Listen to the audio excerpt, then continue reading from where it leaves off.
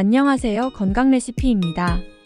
나이가 들면 들수록 특히나 관절과 뼈 같은 경우엔 나이가 들면서 자연스럽게 약해지기 때문에 더욱 신경 써야 하는 부분입니다. 그래서 오늘은 우리 뼈 건강을 책임지는 그리고 골다공증을 예방하는 꼭 필요한 보충제 성분을 말씀드리겠습니다. 이왕이면 약해지는 뼈 건강에 도움되고 핵심적인 뼈에 좋은 제품을 골라 드시면 좋을 것 같아요.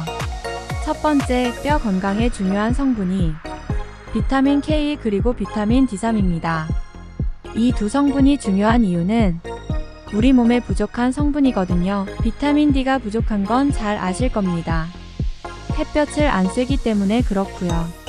그리고 생선을 거의 안 먹기 때문에 부족하기 쉽거든요. 비타민 K는 칼슘 대사에 중요한데 K도 부족합니다.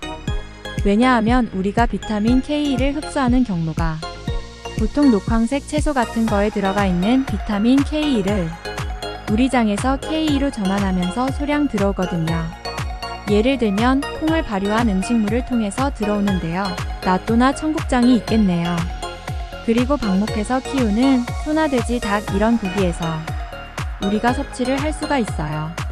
평소에 낫토를 많이 드시는지 야채를 많이 드시는지 그리고 방목해서 키운 고기, 소나 돼지고기를 많이 드시는지 사실 이런 거 자체가 되게 드물죠. 그렇기 때문에 우리가 비타민 K가 부족하고 그리고 지력도 많이 떨어져 있기 때문에 그 채소를 먹어도 비타민 K가 흡수가 잘 안 돼서 전환도 안 됩니다. 아무튼 우리 몸은 K가 되게 부족한데요. 이 비타민 K의 역할을 보면 비타민 D3는 음식물을 먹으면 비타민 D가 음식물에 있는 칼슘을 장으로 흡수시켜 가지고 혈액 내로 보내주는 역할을 하는 게 바로 타민 D입니다. 그리고 혈액 내에 도는 칼슘을 뼈로 보내주는 게 비타민 K입니다. 그러니까 K가 좀 더 중요한 성분이라고 할 수 있겠죠. 뼈 건강을 위해서는 이런 비타민 K와 D3를 함께 드시는 게 골다공증 예방하는데 가장 중요해요. 그리고 두 번째로 중요한 성분은 원론적이지만 칼슘과 마그네슘 그리고 아연, 구리, 망간 등 이 세 가지 미네랄인데요. 칼슘이 공급돼야 뼈로 가겠죠.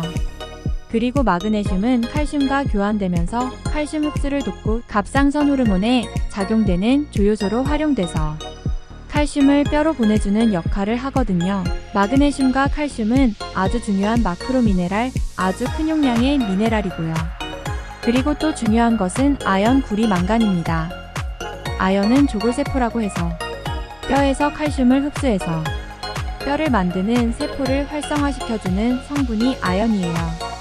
구리는 우리 몸에 있는 콜라겐이나 엘라스틴 같은 걸 합성시키는 조효소인데 뼈의 상당 부분이 콜라겐으로 구성되어 있다는 거 아시나요?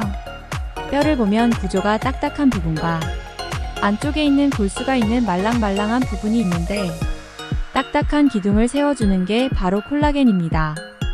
이렇게 표현들을 하죠. 건물을 지을 때 벽돌 역할을 해주는 게 칼슘이고 벽돌을 붙여주는 게 콜라겐, 시멘트 역할을 해주는 게 콜라겐이다. 이렇게 보시면 되겠습니다.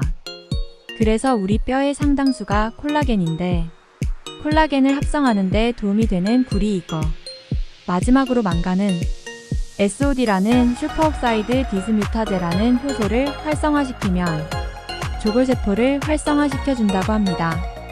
이렇게 아연, 구리, 망간 이 세 가지 미네랄은 뼈를 단단하게 그리고 뼈를 붙여주는 칼슘을 보내주는 그런 성분의 조효소이다. 이렇게 보시면 되겠습니다. 그러니까 칼슘, 마그네슘 여기에다가 아연, 구리, 망간의 미네랄이 꼭 필요하니 영양제 선택하실 때 참고하시라 말씀드리고 싶습니다. 세 번째로 뼈 건강의 핵심 성분은 아니고 그냥 보조로 활용 가능한 성분인데요. 먼저 콜라겐입니다. 콜라겐은 뼈와 뼈 사이의 시멘트 역할을 해주고 단단하게 결합시켜주는 뼈를 만드는 핵심 성분이기도 합니다.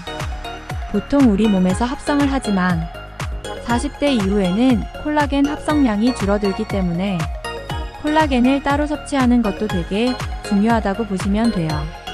그리고 보조를 활용할 것은 교소시라는 교소와 비타민C입니다.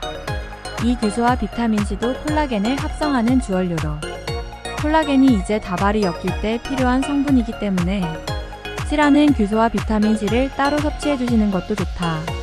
보통 이 규소를 직접 먹지는 않고 천연에서 먹는 규소 성분인 쇠뜨기라는 식물에서 추출해서 보통 섭취를 합니다.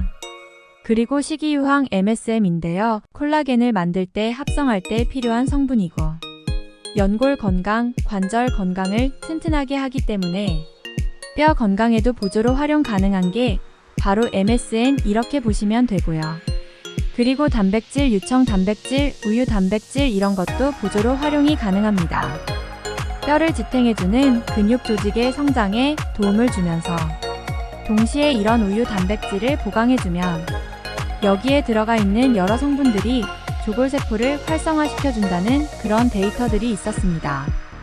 그리고 보조로 활용할 수 있는 것은 갱년기 여성들에게 좀 해당될 수 있는 부분인데요.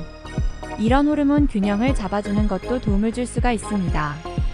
남성 호르몬이 부족해지거나 여성 호르몬이 부족해지거나 호르몬이 균형이 깨질 때 골다공증이 유발될 수가 있거든요. 특히 여성 호르몬이 부족해지면 골다공증이 유발됩니다. 그래서 이소플라본 같은 경우는 칼슘 흡수를 돕는 기능성이 있어서 이런 호르몬 유사체나 호르몬 레벨을 잡아주는 보충제 성분이 도움이 될 수가 있어요. 또 정상적인 메틸레이션이라는 유전자 발현해주는 그런 작용들 호르몬 대사에 도움을 주는 베타인 또는 MTHF라는 활성형 엽산 도움을 줄 수가 있습니다. 정리해보자면 비타민 K, 비타민 D3를 섭취하는 게 가장 중요하고 두 번째로 중요한 칼슘, 마그네슘, 아연, 구리, 망간 이 미네랄들이 들어가 있는 성분을 체크하시는 것입니다. 그리고 보조로 활용하는 콜라겐 규소 그 다음에 식이유황, 유청, 단백, 여성 호르몬, 메틸레이션 도와주는 베타인, MTHF 이런 것들이 도움을 줄 수 있다로 봐주시면 좋겠습니다. 국내에는 K가 일단은 허가받지 않은 성분이라 부원료로 밖에 못 넣습니다. 해외 직구 제품은 들어가 있기 때문에 뼈에 좋은 미네랄 제품을 고를 때는 칼슘, 마그네슘, 아연, 망간, 구리가 잘 들어가 있는지 그리고 비타민 D3와 K가 들어가 있는지 여기에 다른 부원료로 규소나 다른 좋은 성분들이 들어가 있는지를 좀 체크해도 좋을 것 같아요. 골다공증은 노화로 따라오는 거기 때문에 위장 기능이 떨어지면 이런 걸 먹어도 흡수가 잘 안 될 수 있고요. 호르몬이 깨지면 또 아무리 좋은 칼슘을 먹어도 잘 안 갑니다. 그래서 골다공증이 생기면 병원에서 치료받는 게 가장 중요하다고 할 수 있어요.